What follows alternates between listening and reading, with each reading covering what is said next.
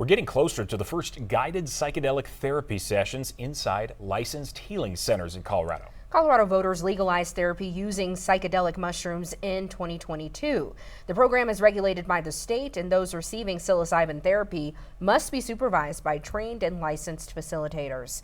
At last check, the state says 130 people have received their facilitator licenses and will eventually be able to work at a healing center. Denver 7's Amy Wattis shows how the training process to become a facilitator works. In 2019, I actually had a skiing accident. What happened to Jake McWink a week later is something that changed the course of his life forever. At the age of 29, while in Hong Kong, McWink had a stroke. It ended up kicking off my whole right side, as well as impacting my speech.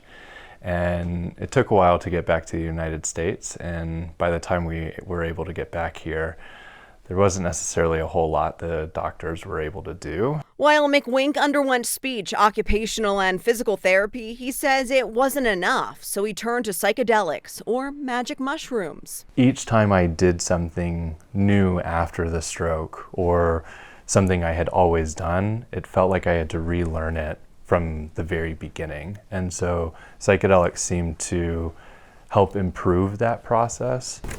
Fast forward to 2025, McWink recently finished training to become a licensed psilocybin facilitator, which will allow him to work with a client at a healing center, inspired to give back to others after his own personal journey. They did an absolutely exceptional job at blending kind of ceremonial wisdom with Western knowledge in a very hands-on, practical approach. According to Colorado's Department of Regulatory Agencies, there are two kinds of licenses: a facilitator license that allows someone like McWink, who doesn't have a clinical license, to provide psychedelic care, or a clinical facilitator license that allows someone separately licensed to practice medicine or psychotherapy to work with natural medicines like psilocybin.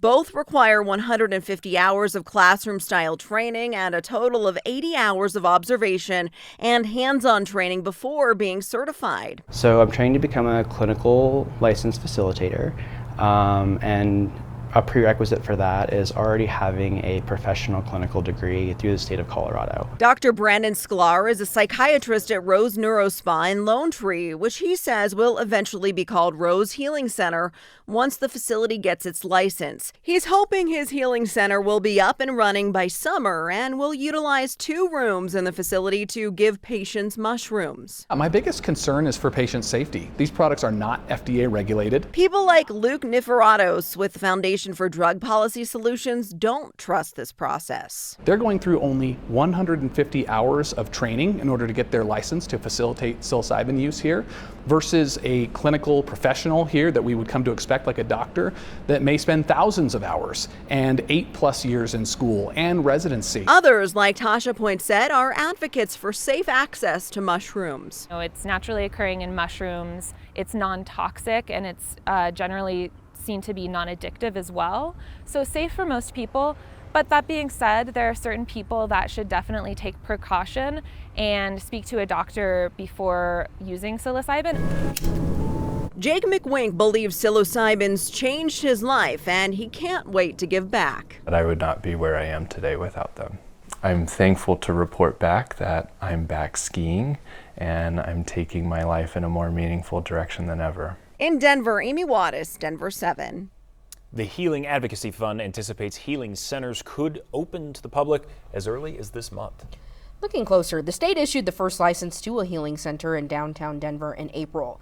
The center, Origin, on Blake Street, will soon be taking clients on guided journeys. State data shows 4 other micro centers are also now licensed. However, they can't open just yet because no testing facilities have been licensed. State data shows only 1 testing facility has applied for the license so far.